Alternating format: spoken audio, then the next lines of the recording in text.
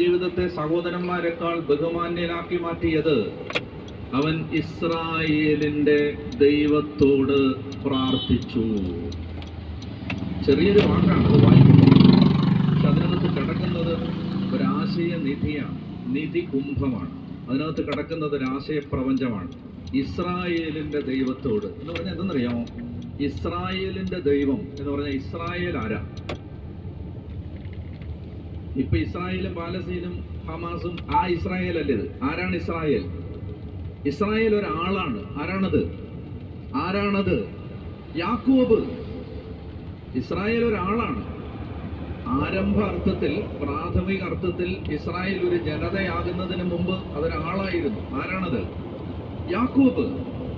ജീവിതം മുഴുവൻ നീണ്ട ദുഃഖത്തിന്റെയും സങ്കടത്തിന്റെയും നിരാശയുടെയും ചതിയുടെയും വഞ്ചനയുടെയും വേട്ടയാടലിന്റെയും പലായനത്തിന്റെയും നടുവിൽ വിശ്വാസത്തോടെ പിടിച്ചു നിന്ന് അതിജീവിച്ച് ഒടുവിൽ മരിക്കുന്നതിന് തൊട്ട് മുമ്പ് 12 മക്കളെ കരം വെച്ച് അനുഗ്രഹിക്കുന്നതിന് മുമ്പ് ബൈബിൾ ഇങ്ങനെ പറയും, വടിയൂന്നി നിന്ന് തന്റെ ദൈവത്തെ ആരാധിച്ചുകൊണ്ട് യാക്കോബ് തന്റെ മക്കളെ അനുഗ്രഹിച്ചു. വടിയൂന്നി നിന്ന് നിൽക്കാൻ വയ്യ. അപ്പോൾ വടിയൂന്നി നിന്ന് പറഞ്ഞാൽ ആ വിശ്വാസത്തിന്റെ വടിയൂന്നി അവസാന ശ്വാസം എടുക്കുന്നതിന് മുമ്പും വിശ്വാസത്തിന്റെ ഈ ദണ്ടും പിടിച്ചു നിന്ന മനുഷ്യൻ.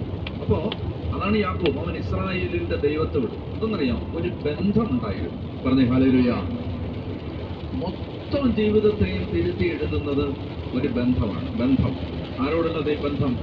ഇസ്രായേലിന്റെ ദൈവത്തോടുള്ള ബന്ധം. അതായത് rewriting the script which the world has made for you. ലോകം നിങ്ങൾക്ക് വേണ്ടി എഴുതിയ ഒരു തിരക്കഥയെ തിരുത്തി എഴുതുന്നത് ഒരു ബന്ധമാണ്. ആ ബന്ധമാണ് ദൈവബന്ധം. അത് അവനുണ്ടായിരുന്നു. അതുകൊണ്ട് he was more respectable than his brothers. അവന്റെ സഹോദരന്മാരെക്കാൾ കൂടുതൽ ബഹുമാന്യനായിരുന്നു. പറഞ്ഞേ ഹല്ലേലൂയ. അവന്റെ സഹോദരന്മാരെക്കാൾ കൂടുതൽ ബഹുമാന്യനായിരുന്നു. എന്താണ് അവന്റെ ബഹുമാന്യതയുടെ ആധാരം?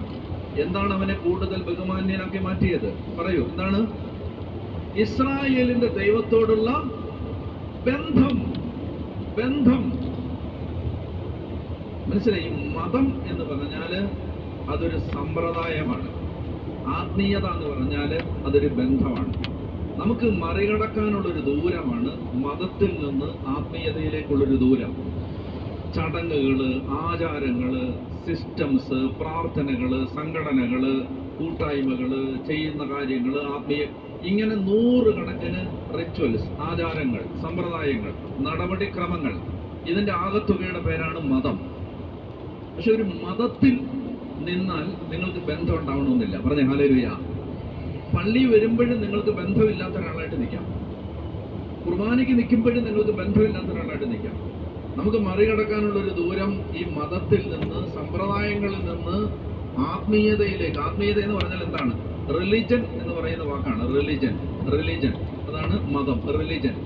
റെലഗാരെ എന്ന് പറയുന്ന ഒരു വാക്കിൽ നിന്നാണ് ഈ വാക്ക് വന്നിരിക്കുന്നത്. റിലിജൻ. റെലഗാരെ എന്ന് പറഞ്ഞാൽ ടു റിലേറ്റ് എന്നാണ്, ബന്ധപ്പെടുക എന്നാണ്. അപ്പൊ ആത്മീയത എന്ന് പറഞ്ഞാൽ എന്താ? ബന്ധം. ആരോടുള്ള ബന്ധം? ദൈവത്തോടുള്ള ബന്ധം. പറഞ്ഞേ ഹല്ലേലൂയ. അതാണ് അവന്റെ ജീവിതത്തെ വ്യത്യാസപ്പെടുത്തുന്നത്. അവൻ ഇസ്രായേലിന്റെ ദൈവത്തോട് പ്രാർത്ഥിച്ചു. അവൻ പ്രാർത്ഥിച്ച പ്രാർത്ഥനയ്ക്ക് 4 ഭാഗമുണ്ട്. നല്ല പ്രാർത്ഥനയാണ്. എല്ലാ ദിവസവും ചൊല്ലിയാൽ ജീവിതം അടിമുടി മാറുന്ന ഒരു പ്രാർത്ഥനയാണ്. മക്കളെയൊക്കെ മനസ്സിൽ കണ്ടിട്ട്, മക്കളുടെയൊക്കെ പേര് പറഞ്ഞിട്ട് ഈ പ്രാർത്ഥന മാതാപിതാക്കന്മാർ ചൊല്ലണം.